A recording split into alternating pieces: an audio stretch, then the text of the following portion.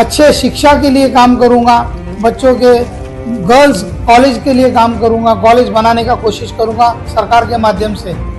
Maternity hospital के लिए काम करूंगा, पानी की पूरी सुविधा करके दूंगा, वो 200% मेरी गारंटी है। बच्चों के लिए प्ले ग्राउंड, उत्तम के डंपिंग ग्राउंड की भी व्यवस्था करूंगा कि भाई जहां पर पॉपुलेशन हाईली पॉपुलेटेड एरिया है वहां पर डंपिंग ग्राउंड जैसे नहीं रहना चाहिए, ताकि वो लोगों को परेशानी झेलना पड़े। मैं यहाँ के स्थानिक लोगों के लिए भी रोजगार की कोशिश करूंगा कि भाई महानगर पालिका के माध्यम से जो भी लड़के लोगों को काम पे लगते हैं उनको लगाने के लिए सरकार से निवेदन करूंगा और कमिश्नर साहब से भी बात करूंगा। शहर का इंफ्रास्ट्रक्चर बढ़ना चाहिए, शहर में अच्छे रोड, अच्छे गटर, अच्छे वातावरण, अच्छे प्लेग्राउंड मिले, ऐसा काम करूंगा, तब जाके ये शहर विकसित होगा। मैडम नमस्कार, आपके चैनल का बहुत बहुत धन्यवाद। मैं 3 टर्म नगर सेवक रह चुका हूँ। उस समय मेरे, आपको मालूम है 2002 से 2017 तक, उस समय पानी की 2002 में बहुत ज्यादा किल्लत थी। मैंने मेरे प्रभाग में पानी की सेपरेट पाइपलाइन डलवाई है 8 इंच और 10 इंच की। मैंने सारे जितने काम अधूरे थे, पहले के नगर सेवकों ने कुछ किया ही नहीं था, वो काम मैंने पूरा किया। रोड का काम किया, गटर का काम किया, जो एक नगर सेवक के अख्तियार में रहता है वो काम मैंने किया।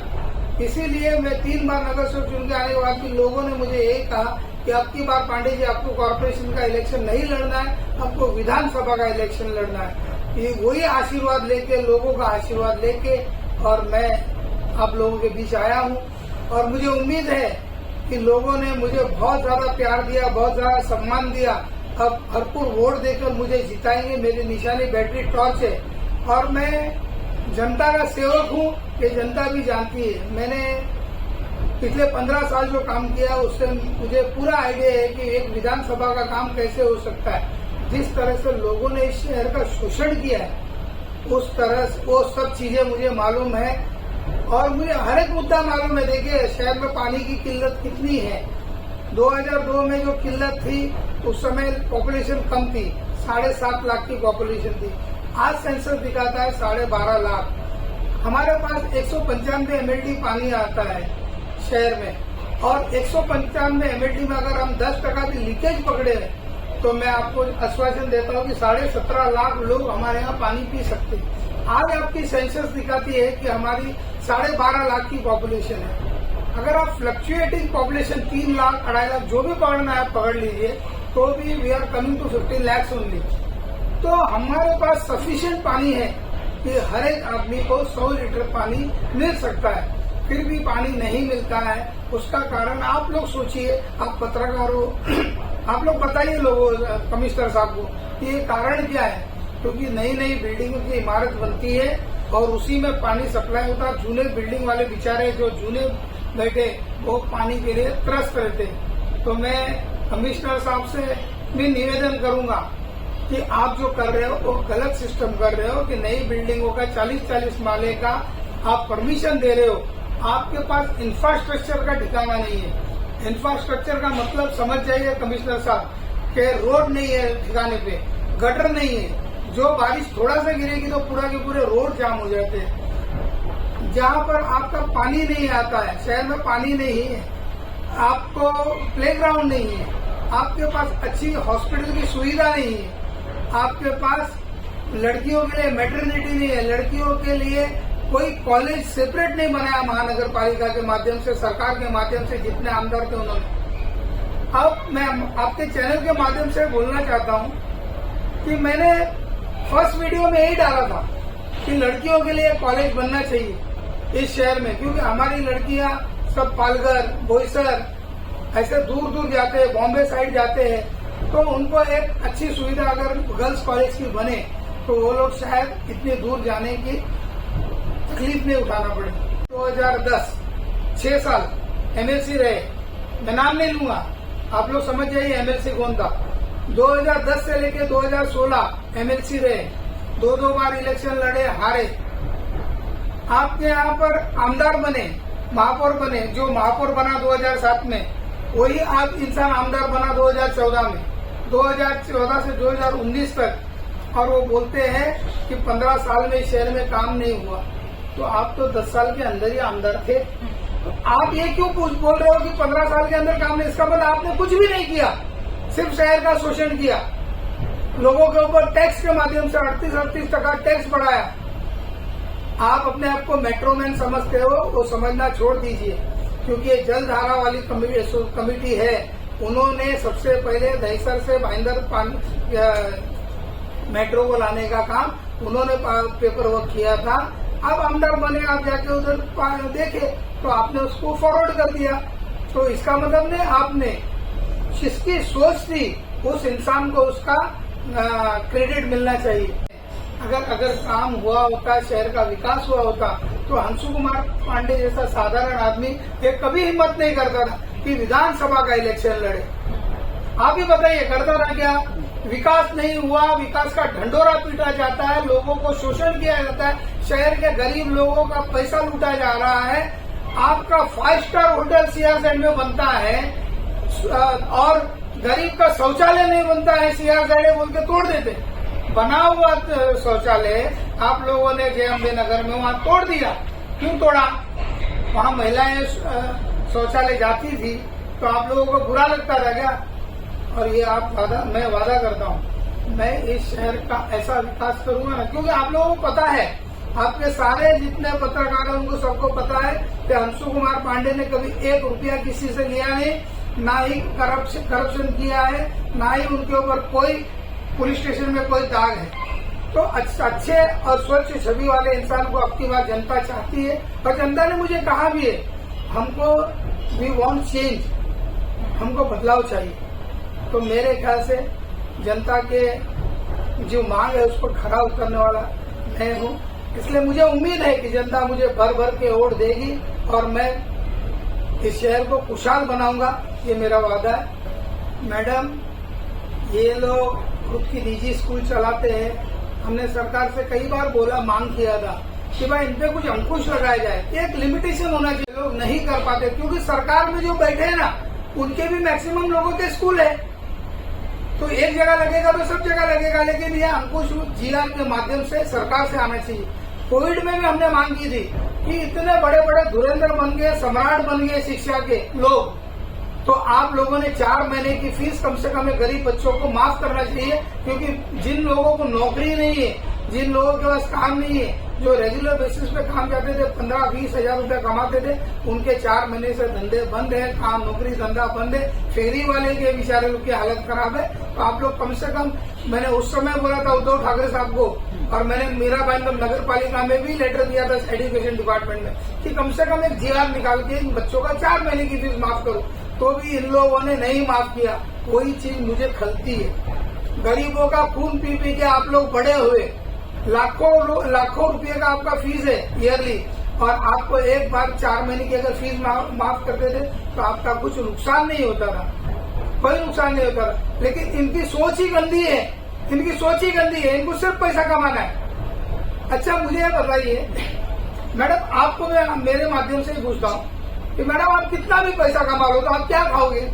रोटी ही खाओगे ना, सोना हीरा मोती तो नहीं खाओगे ना।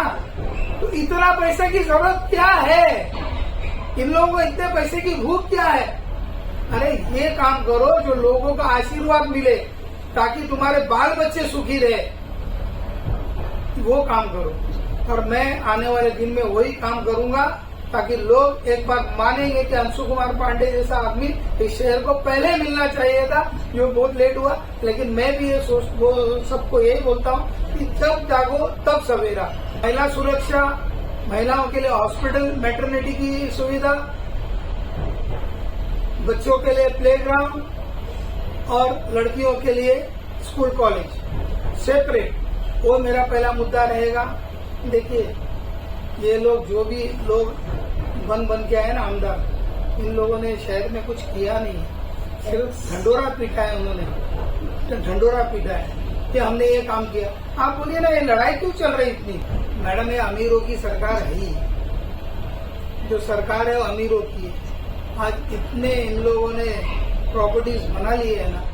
देखिए, जब मैं 1990 में यहाँ फैक्ट्री डाला था, तभी कुछ नहीं था इस शहर में। मेरे पिताजी 1973 में आए थे, उन्होंने बफिंग का काम फैक्ट्री डाला था, उसी में मैं काम करता था। 1990 में मैंने मेरी खुद की फैक्ट्री डाला, मेहनत कर करके पैसा कमाया और ये फैक्ट्री डाला। इस फैक्ट्री से मैंने और 4 फैक्ट्री बनाई इसी मेहनत के पैसे से। मैं तो कोई टाटा बिरला की औलाद नहीं था जो मैंने इतना पैसा कमा लिया। ये लोग किसकी औलाद है मुझे मालूम पड़ना चाहिए।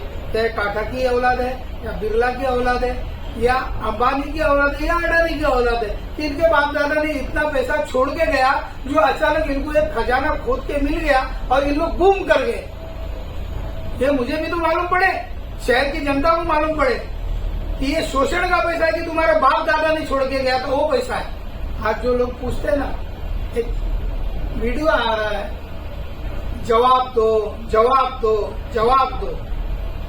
मैं आप लोगों के माध्यम से पूछना चाहता हूं कि शहर में आपको सबको मौका दिया, अच्छा काम करने का आपको एक मौका दिया। आप 12 साल एमएलसी थे, आप कुछ नहीं कर पाए। इवन आपकी कम्युनिटी के लिए आप कुछ कर नहीं पाए। आपने एक हॉस्पिटल बनाया, उसमें कम से कम 20% आरक्षण रखना चाहिए था कि मुस्लिम समाज को 20% आरक्षण रखता हूं, या मुस्लिम समाज के लोग आकर भी अपना इलाज करा सकते हैं free of cost. You have not done that work और इवन दैट वर्क। आप आज बोलोगे कि रामचरित्र मानस पे बहस करके मेरे सामने कोई दिखाए, कोई गीता पे मुझे दिखाए। अरे भाई, रामचरित्र मानस गीता पे जो ज्ञान देना है ना, वो आपको रामभद्राचार्य जी आए थे उनके सामने जाके ज्ञान देना चाहिए था। आपको ज्ञान देना चाहिए था जया किशोरी आई उसके सामने जाके। आम जनता को क्यों पूछे? आम जनता बेचारी जो चीज से समस्याओं से त्रस्त है उनका समाधान निकालने की कोशिश करिए। जो 2014 से 2019 में थे वो खुद ही एक्सेप्ट कर रहे हैं कि 15 साल में कोई काम ही नहीं हुआ। मतलब you have to forget him also. इनको हटा लो, इन्होंने कुछ काम नहीं किया। खाली जातिवाद की राजनीति मत करिए।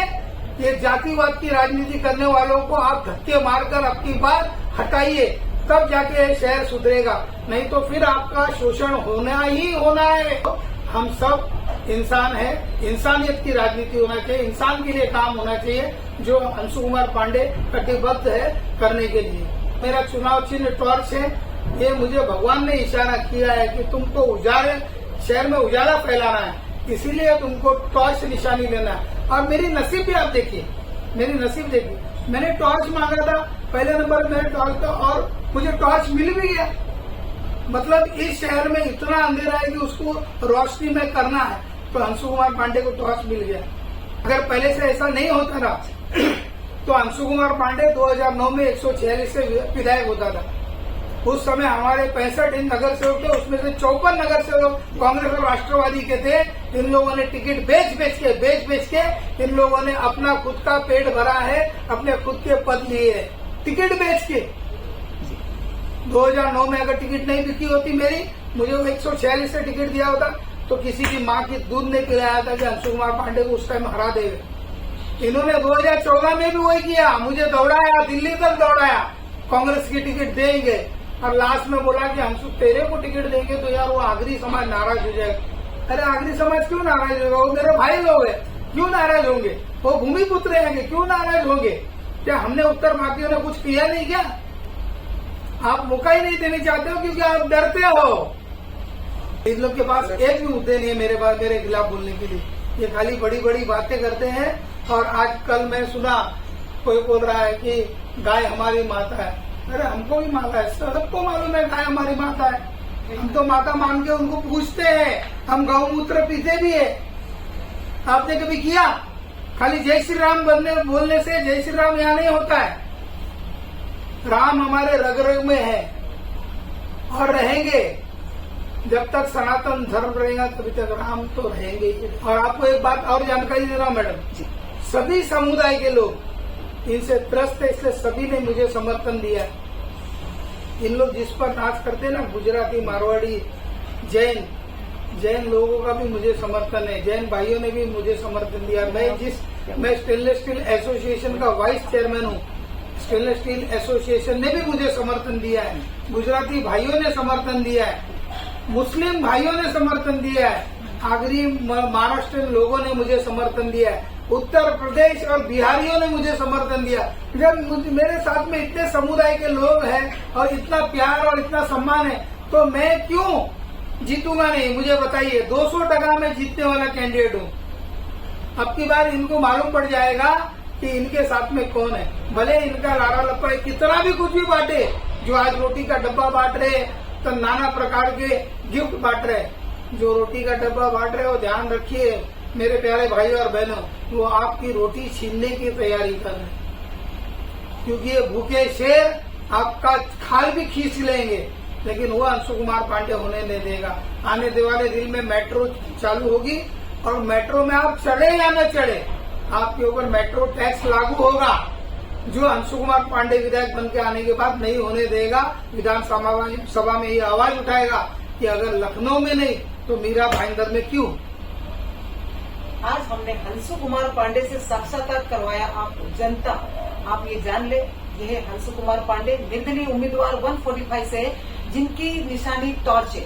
उन्होंने कहा कि उनको किस्मत से फर्स्ट टाइम वो चुनाव के लिए खड़े हुए विधानसभा के लिए जनता की आवाज पर, और उनको टॉर्च की निशानी मिली है। टॉर्च की निशानी, टॉर्च जलाओ अंधेरा भगाओ, ऐसा उनका कहना है। मुझे एक बात और निवेदन करना है जनता से। अब की बार मेरी नसीब सचमुच बुलंद है।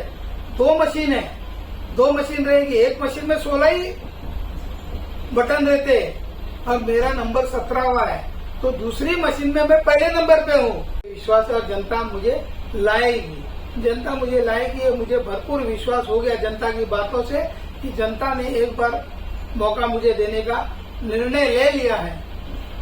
मीरा भाईंदर और 145 कैंडिडेट से हमने आज बात की है, जिन्होंने मीरा भाईंदर की समस्याओं के बारे में आपको अवगत करवाया है।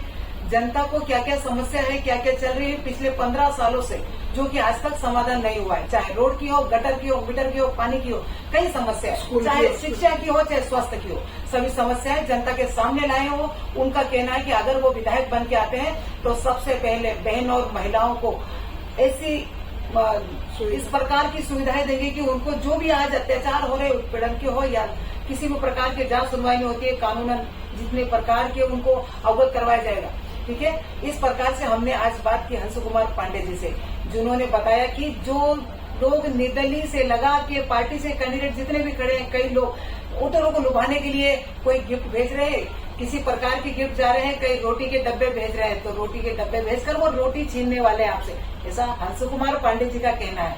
हमने आज जब उनसे बात की तो उन्होंने पूरी भड़ास निकालते हुए, क्योंकि इसलिए भड़ास निकाली कि वो जनता के बीच में पिछले 15 सालों से रहे हैं। उन्होंने जनता की समस्याओं को जाना है और समस्याओं को जानकर उनको जनता का दर्द जो कि वो दिखाई दे रहा है उनके लफ्जों में, उन्होंने जनता का दर्द को आज बयां किया है हमारे कैमरे के सामने। तो आप जनता जान लीजिए किस प्रकार के विधायक को आप इस शहर में लाना चाहते हैं। हम जानते हैं ये 20 तारीख को चुनाव है, 20 तारीख को आप अपने घरों से निकलिए और आप अच्छे कैंडिडेट को इस शहर के लिए चुनिए, जो कि आपके शहर का विकास हो सके, विकास पुरुष बन सके। इस प्रकार के ईमानदार कैंडिडेट को आप चुनिए। धन्यवाद। जय हिंद, जय महाराष्ट्र। आप देखते रहिए जेकेएस न्यूज इसी प्रकार की खबरों के साथ।